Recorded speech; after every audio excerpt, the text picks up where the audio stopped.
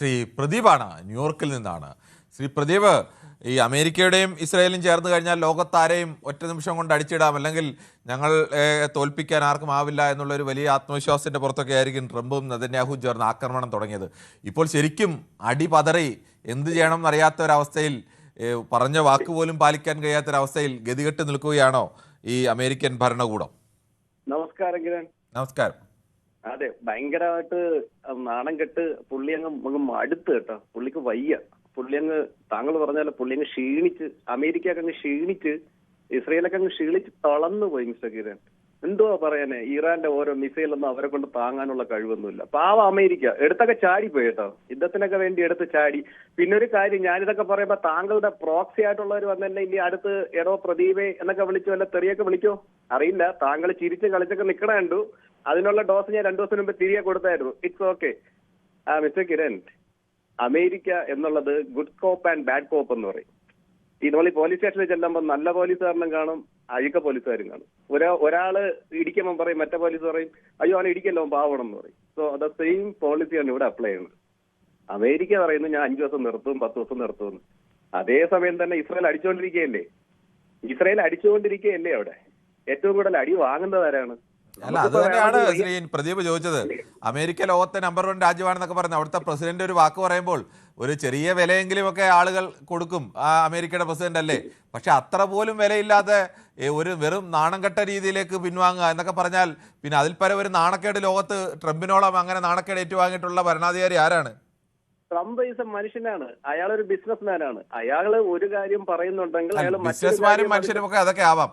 പക്ഷേ ട്രംപ് അമേരിക്കയുടെ പ്രസിഡന്റ് കൂടിയാണ്.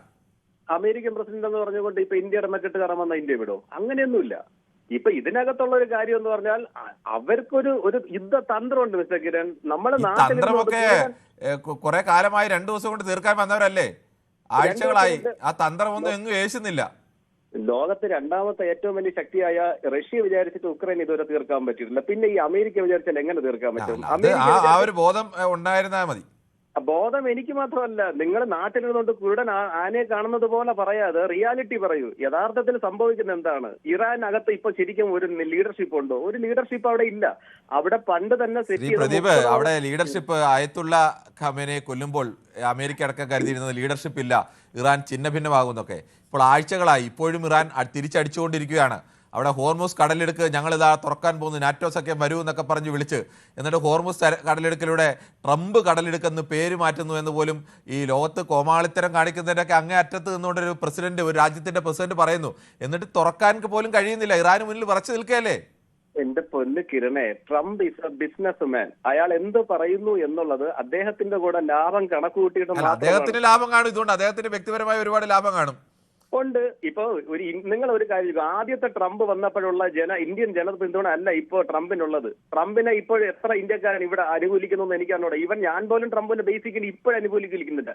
ഇപ്പോഴത്തെ ട്രംപിനെ ഞാൻ അനുകൂലിക്കുന്നില്ല. കാരണം ഇന്ത്യ വിരുദ്ധനാണ്, ഇന്ത്യ നശിക്കണമെന്ന് ആഗ്രഹിക്കുന്ന ആളാണ്. പക്ഷേ തീവ്രവാദം മറ്റൊരു തലത്തിൽ ആ രാജ്യത്ത് ഇല്ലാതാകുമെങ്കിൽ അത് നല്ലതെന്നുള്ള രീതിയിൽ മാത്രമാണ് ഞങ്ങളൊക്കെ സപ്പോർട്ട് ചെയ്യണം. അല്ലാതെ ബേസിക്കലി ഈ ട്രംപ് പറയുന്നതും ചെയ്യുന്നതും ഏതൊരു ശരാശരി മനുഷ്യന് ഇഷ്ടപ്പെടും? എനിക്ക് തോന്നുന്നില്ല ഇഷ്ടപ്പെടുന്നു. പക്ഷേ ഈ ഒരു സാഹചര്യത്തിൽ 57 മുസ്ലിം രാജ്യങ്ങളുടെ ഇടയിൽ കിടക്കുന്ന ഒരു ഇസ്രായേൽ എന്നൊരു രാജ്യത്തിനെ പൂർണ്ണമായി തീർക്കും എന്ന് പറഞ്ഞുകൊണ്ട് പ്രോക്സികളെ വെച്ച് യുദ്ധം ചെയ്യുന്നതിനെ അങ്ങനെ ചെയ്യാൻ പാടില്ല. ഒരു രാജ്യത്തിനെ പൂർണ്ണമായി നശിപ്പിക്കാൻ പാടില്ല.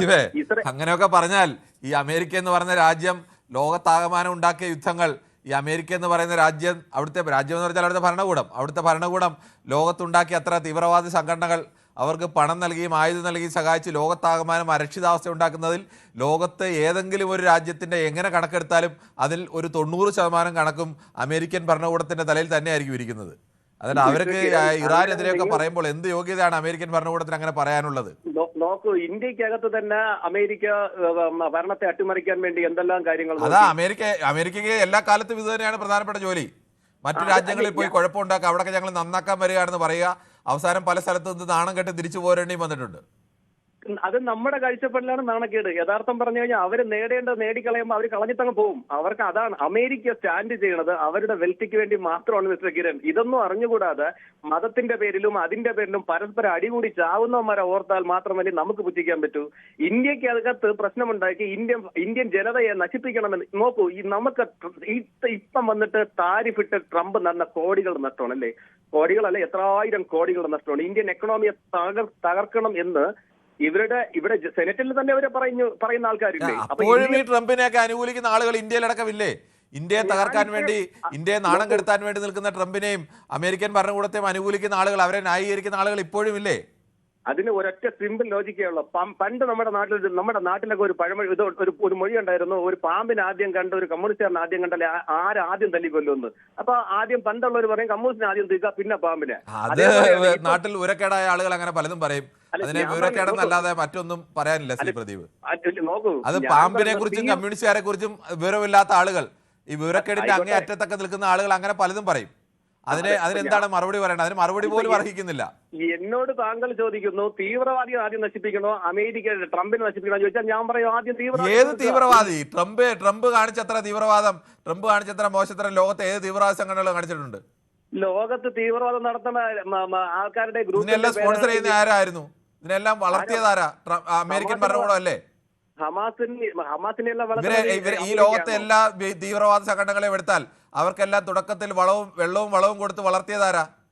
കിരണേ, ആ പാകിസ്ഥാനില് അവർ അത്തരം കാര്യം ലിബിയയിൽ ചെയ്തിട്ടുണ്ട്. താങ്കൾ ചുമ്മാ ഇങ്ങനെ ഒരു കാര്യം പറയുമ്പോൾ അടുത്ത കാര്യമായിട്ട് ഇങ്ങനെ പോകും, അല്ലാതെ ചോദിക്കുന്ന ചോദ്യത്തിനോ അല്ലെങ്കിൽ അതിനോ അല്ല മറുപടി. ആക്രമിക്കാൻ വേണ്ടിയുള്ള തീവ്രവാദികൾക്ക് അമേരിക്കയാണോ പണം കൊടുത്തത്? താങ്കൾ ലോകത്തെ പ്രധാനപ്പെട്ട തീവ്രവാദ സംഘടനകൾ, താങ്കൾ ഒരു 5 തീവ്രവാദ സംഘടനകൾ എടുക്കൂ.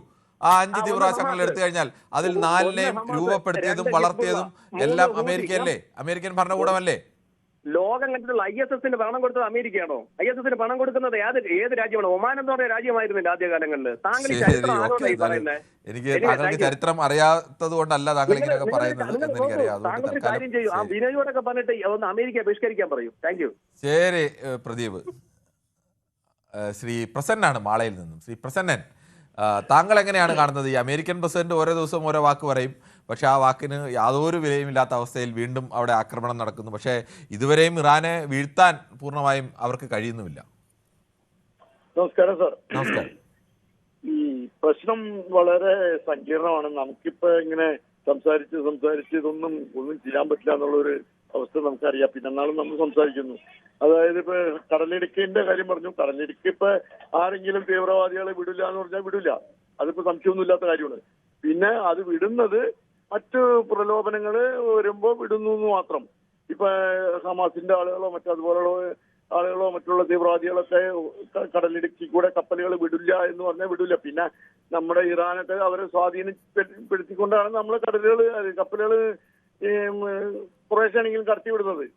പിന്നെ യുദ്ധം എന്താ പറയാ, അമേരിക്ക 10 ദിവസത്തേക്ക് നീട്ടി. വാക്ക് പാലിച്ചില്ല എന്ന് പറയുന്നതിൽ കഥയില്ല. വാക്ക് പാലിക്കാതിരിക്കട്ടെ, അതായത് നമ്മളല്ലേ നമ്മുടെ തൊട്ട്, അതായത് യുദ്ധം നടക്കാതിരിക്കട്ടെ, സമാധാനം ഉണ്ടാവട്ടെ.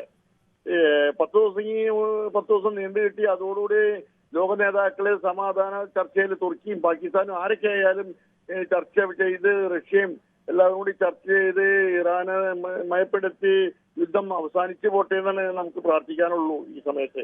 അല്ലാതെ നമ്മളിപ്പോ എന്താ പറയാ, എന്തുകൊണ്ട് വാക്ക് പാലിച്ചില്ല എന്ന് ചോദിക്കുന്ന ഒരു ചോദ്യം ശരിയല്ല. വാക്ക് പാലിക്കാതിരിക്കട്ടെ അമേരിക്ക. അതായത് 10 ദിവസം യുദ്ധം നിർത്തുന്നു എന്ന് പറഞ്ഞാൽ പിന്നെയും 10 ദിവസം നീട്ടുന്നു പറഞ്ഞാൽ ഒരു നല്ല കാര്യമാണ്. അതെങ്ങനെയാണ് ശ്രീ പ്രസന്നൻ? അവര് നിർത്തുന്നു എന്ന് പറഞ്ഞിട്ട് പിന്നെയും ആക്രമണം നടത്തുകയല്ലേ? നിർത്തുന്നില്ലല്ലോ. ആക്രമണം നടത്തുന്നത് മോശമാണ്. അതാണ്. അല്ല, നിർത്തുന്നു പറയാൻ ആർക്കാണ് പറ്റാത്തത്? നിർത്തുന്നു പറഞ്ഞാൽ നിർത്തണം. നിർത്തുന്നു എന്ന് പറഞ്ഞിട്ട് പിന്നെ ആക്രമണം നടത്തുന്നത് ഇറാന്റെ ഭാഗത്തു നിന്നാണെന്നാണ് എനിക്ക് തോന്നുന്നത്. അതെങ്ങനെയാണ്?